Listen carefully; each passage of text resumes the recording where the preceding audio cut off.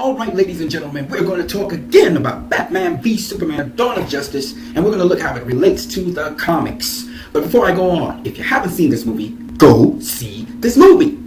What's wrong with you? And if you have seen the movie and you want to go see it again before it leaves cinemas. It should leave cinemas maybe the beginning of next month or the end of this month. But you guys got to go see it. Go see the movie. Now, two things I want to talk about. First one is people say that, Batman v Superman was a dark film. First and foremost, you guys have no idea what a dark comic is. I just got through reading Batman the Cult, which is broken up into 4 parts.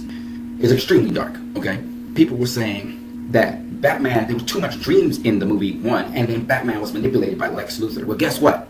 In Batman the Cult, Batman is not only manipulated by a character called the Deacon, but he is also brainwashed and broken. That's right, Batman got broken by the Deacon. You heard me. Now, Batman had all kinds of nightmares of his parents and so on, and they're very graphic.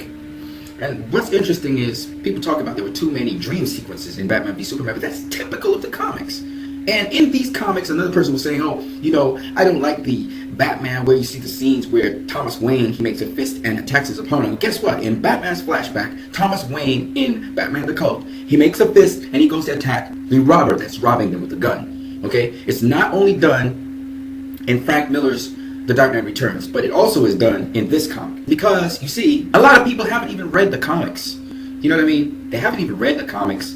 They don't know anything about the DC comics, and then they start to make these ignorant statements about what they think of Batman, what they think of Superman, etc. They haven't read the comics. If you ever read the comics, you would know that Zack Snyder's been very true to the comics. So I just decided to let you guys know, go check out the comic, Batman the Cult. You can find it online, or if you want, you can purchase it in a comic book store.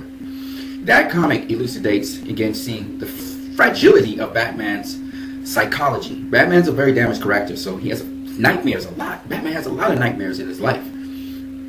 And it's interesting, the psychology of Batman that you will see in this movie, and the psychology of a number of other people, because in any Batman movie, you're dealing with the psychology of the villains, you're dealing with the psychology of the people who uphold the law, like Commissioner Gordon, Harvey Dent, etc. You're dealing with the psychology of Batman. Batman movies, any movie with Batman in it, has a lot to do with psychology of people, how they behave. And that's just the way it is. If you haven't seen this movie, Batman v Superman, go see this movie. It's a movie worth seeing. You guys have a great one.